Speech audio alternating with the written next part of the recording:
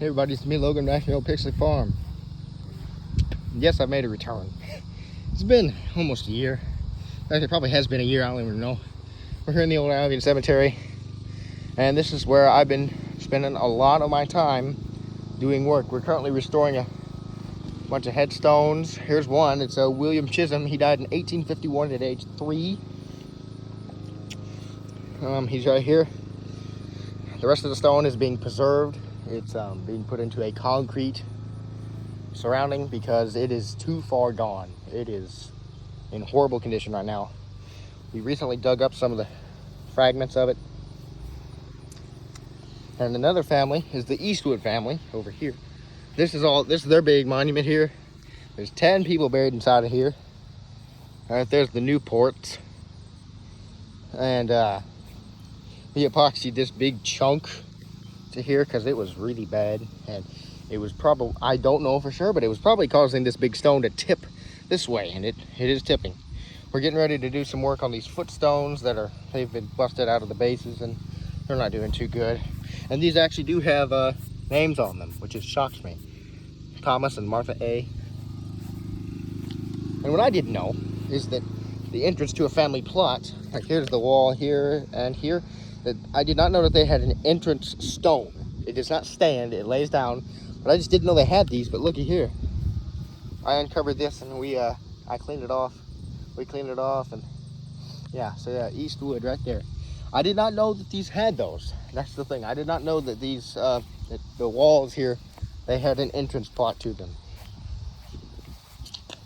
We just recently epoxied this one here and used some marble dust to fill the back. You can kind of tell, fills in the crack there. One unfortunate thing about is the previous possible people that mowed this cemetery is having the stones getting ran over and then completely destroyed. That has been an issue. This obelisk right here, it was laying down right here, stood it up. This right here, I reset this to make it a little bit higher off the ground here. It does actually have one name on it, Jane Weaver. Yeah, it faces that way. So, and then this one right here, this is the actual obelisk, and it's been laying down for I don't even know how many years. Oh, at least 10. This here is flat. This has been epoxied because it's cracking, and that's just not good. Another thing is over here. So I raised that base out of the ground. It was almost completely invisible. I mean, it was that covered up out of water there. And right here, the Deems. This we epoxied this. It was another one of those wall markers that we found. This is the Hall family right here, but the Deems family is right over here. It would have sat right here, but the only way I found it was because a little tiny corner was sticking out of the ground, and it goes right here. So over here is Bessie Ann Snow Deems, born in 1859. She died in 1927. She's the wife of Corporal Deems, and this is the only thing that marks her grave. She's buried right here. It's a flower. The corporal is Isaac Deems. He served in the Civil War. Right here. I did put this flag here. If you guys ever see a flag that looks like this, at least in the cemetery, most likely I put it there. I'm working on getting some flags and, preserving these people. And making their stones, make these stones look like how they used to. These are all, and all these stones here that you see in this video, they are all documented on Find a Grave. We've been doing a big survey going around this cemetery and all the other cemeteries in the area trying to preserve them. But this is him, Corporal Isaac Deems, Company H, 87th Illinois Infantry in the Civil War. He was born in 1841 and he died in 1907.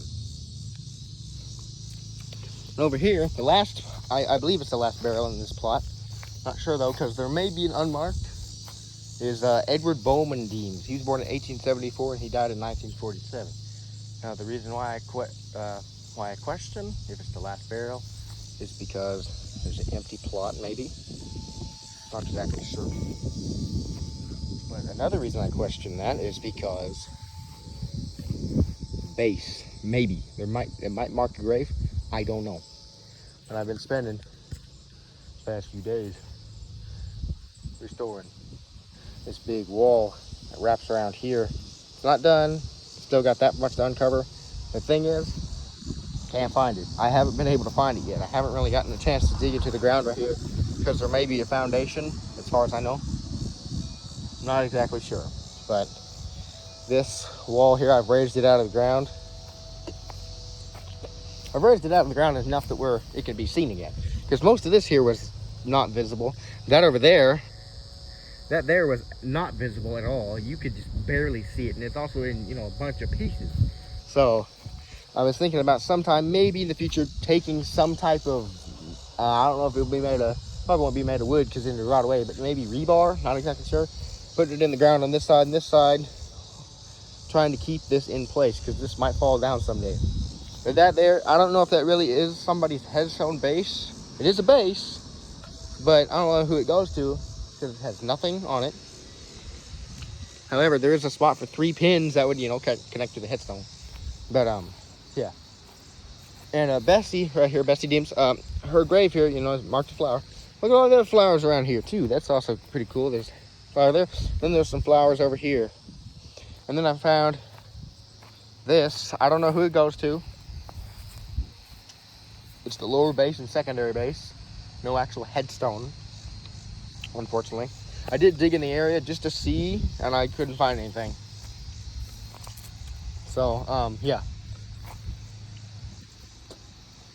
But we're just trying to restore this, you know, this big cemetery.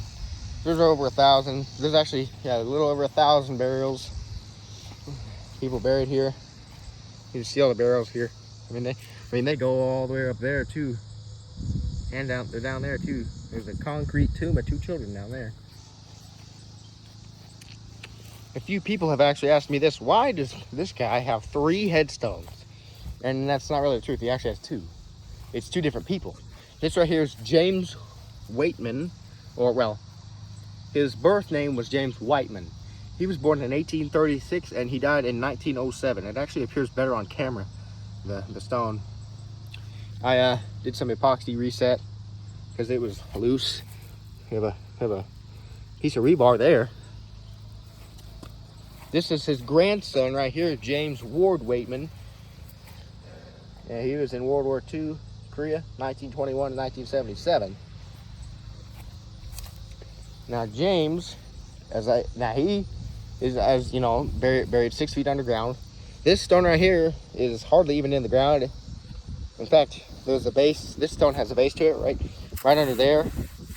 So you don't have to worry about this penetrating his grave because there's a base right there. You can kind of see it. So it's just right here.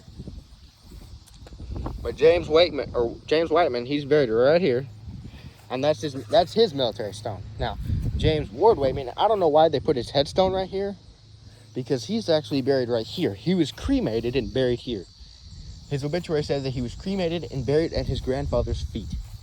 And another thing is there's this piece of marble. It's just a marble. I have no idea who it goes to. This was most likely a Civil War era gravestone, most likely. But it was carved out there. You can see that. And right here was really carved out. You can really see that. And then right here was carved into a square. But it has broken and there's nothing on it. Even on the other side, there is nothing. But I don't know who it goes to, unfortunately. But, you know, I'm waiting for a map of all the burials. Because as far as I know, there is a ton of unmarked burials. I'm not even kidding. There's at least over 70 unmarked graves. That's as many as I've counted, counting the trees that are marked graves, because there's a few trees that mark graves, and the indentions in the ground. But yeah, yeah. So there's the Deems family right there. That's the wall. Whenever that dries, it'll take like a day or 2. We'll set it back all the way over there. But look at all these flowers here, though. This one here, this is Ruth Hall. She's the daughter of Thomas Hall and Georgiana Spangler, who were buried over there with those mother and father stones right there. They don't have any stones, though. That's the only thing that marked their graves. And someday in the future, we're actually going to get maybe a piece of or maybe a rock and paint their names, or maybe an actual headstone, civilian headstone placed at their graves. This right here is Ruth Hall. Her stone is, I don't know if there's a base. If there's a base, this stone is just barely sitting in it. But it just sits here. She died, it says, Our Little Ruth, Gone Home. Born May 18, 1877, and she died December 8, 1880. But if there really is a base down here, I mean, it's probably down there somewhere. But it just sits there. And yes, I'm allowed to do work in this cemetery. We have gotten permission. They say anything that helps the cemetery, please do. This right here, it must be one of Ruth's siblings. I have no idea who it is. If I know, I'll put it in the description of the video. So this right here is completely unreadable. It has been sugaring away. I've seen a little bit of words, but they're just really, really unreadable. The father is Thomas Hall, and the mother is Georgiana Spangler Hall. I think it is. But yeah, that's the stone. This is a piece of that stone right here, but there it is. It's just in really bad shape. But I don't know where the top of it went, unless it's sugared off pretty bad. That's another unfortunate thing, is these stones sugaring away. But it happens, unfortunately. But those barrels, they go all the way down. They go up that hill. So yeah, there's a little over 1,000. There's about 1,000. I think 500. I think 1,400 to 500 barrels here. Plus, not counting the unmarked. I mean, there's like 70, probably close to 100 or 150 unmarked graves, sadly. So yeah, one issue is keeping the stones level. That is a big issue, because a lot of them, they just don't stay. This right here is the graves of my second great grandparents and their 3-year-old son. This stone was not actually put here when any of them died. It was put here in 1957. Whoever ordered this stone, and apparently Find a Grave does not agree, because they need to have a birth certificate for him. And never in my family has anybody ever said anything about his birth certificate, because his name is spelled wrong. It's actually Murray. It's Murray. But they put an E because this was put here in 1957. A family member of mine who was 10 years old, well, 9 or 10 years old, when this stone was put here, he remembered, or he said that before they put this here, these were marked by metal funeral home markers and one wooden cross in the front, like somewhere over here, for all three of these people. So it's really hard to tell. But yeah. Another thing is the Green family here, James, Elizabeth, and Richard Walter Green. James, he served in the Civil War, and they're all buried behind where I'm standing at. And James's military stone faces this way, but somebody decided to plant a tree here. I don't know if this was volunteer, but it was planted here. And there's James right there. His name is, you can barely see it, but there it is. It's just really, really hard to see. If you can, like, I stick my camera in there, you can probably see it. Probably see some of the words. But yes, if you see any of these flags here, like these, they're similar to this here. Hold on, let me get it. They're similar to this. It was most likely my doing. I'm trying to let people understand the veterans that were originally here, and how, they would have probably lived their lives. And yeah, it's just really a thing to think about. You really want to. The veterans here, their headstones are,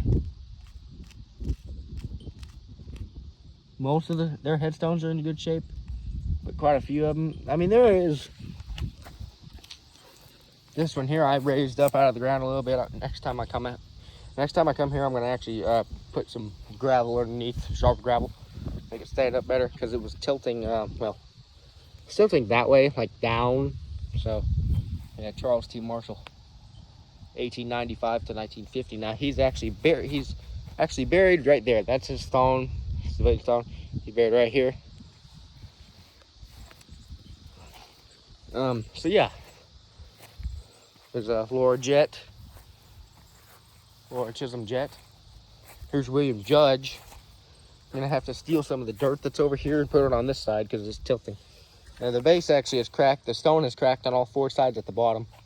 The topper, wherever it went, is gone. So that's unfortunate. Here's Ann Hill Shepherd. Now, unfortunately, somebody's gonna have to come in here someday and put some dirt over here. She's buried right here, and then she's just buried on a hill. And if you look, there's her headstone, and it just goes down. She's buried right here.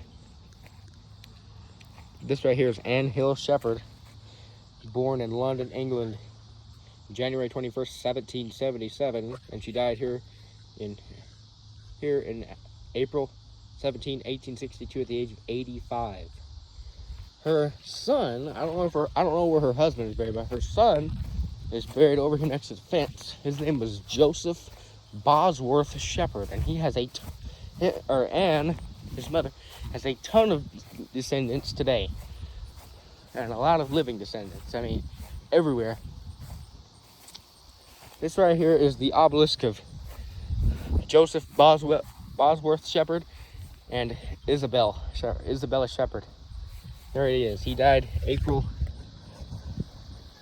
6th, I think, 1862, maybe 1872. Not really sure. And he wrote it off completely. Aged 66 years, 4 months and 13 days. Then an inscription at the bottom. And this is his big obelisk stone. That white color there you see is actually the original color that was supposed to be. But over time, weather has changed it to be like this. Now here is his wife, Isabella. Isabella, wife of Joseph B. Shepherd. She died October 14, 1855 at the age of just 39. I don't know what happened, but she is buried here. Yep. Yeah, that's a nice stone. There's where it says Shepherd, so that means that actually this piece of stone, this bottom here that says Shepherd, should actually be facing that way. So here's two of their children. Here is the James Whiteman Jr. No, Senior. James Whiteman Sr. He was born in Dumfries, Scotland, April 26, 1803, and died November 17, 1859. I don't know what his cause of death was, but... And then Isabel, she was born in Aberdeen, Scotland, October 19, 1821. And she died April 15, 1910. Now, unfortunately, James... Or no, not James, I think. No, James, he's buried right here. Now, his vault... This is actually a vault, believe it or not. This is a sandstone vault that has actually been lifted up out of the ground. We don't know what happened, but very unfortunate. I'd hope to get it reburied back at the ground, but it's just so unexpected. Here is the Smiths. Now, if you ask anybody about the Smith family in this town, they will tell you that they were a very rich family, because they really were. They've all got nice headstones. One of them lived to be 102 years old. This right here is Isaac and Sarah Smith, or Sarah Stone Smith. Isaac was born in Yorkshire, England, on May 9th, 1803, and died here on January 12, 1892. Sarah Stone Smith, she's the wife of Isaac Smith. She was born in England, June 9th, 1815, and she died April 11th, 1888, and they are buried in this big tomb underground, I believe, I hope.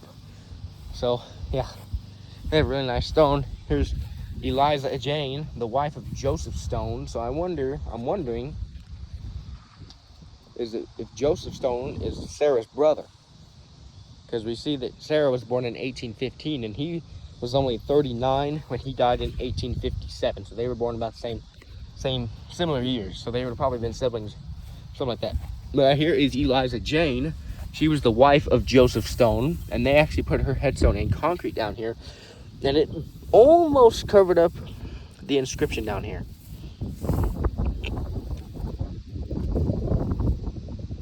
So yeah, that's sad. But the concrete does go over there too. It's just covered up by grass.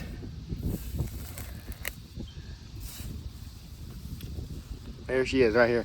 Eliza Jane, wife of Joseph Stone, who departed this life. Look at how they carved life in that right there. That's crazy. July 6, 1844. Yes, that's a 44. Aged just 24 years.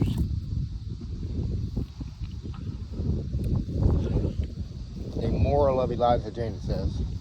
Here's Joseph Stone. He has a weeping willow tree. He died March 11, 1857, aged 39 years. Here's Henry Peters. It says Henry S. Peters, son of H.J. and M. Peters of Germany, born March 10, 1826, and died March 14, 1854, aged 28 years and 4 days. And it has an inscription at the bottom. There, it's split in half almost. It actually slid off its original foundation. You can just barely see its foundation, but it is tilting, and his name is also disappearing a little. But here's the thing, it has been documented. That's so. H.J. and M. Peters. I mean, there's some more Peters, but they're infant children, pretty much. So here we are back at the Eastwood family plot right here, and the absolutely magnificent family stone right there. That is beautiful. That is beautiful. It makes me wonder of how many more possible headstones could easily be buried underground that we just don't know about. I found several, so yeah. So that's pretty much it for today, guys.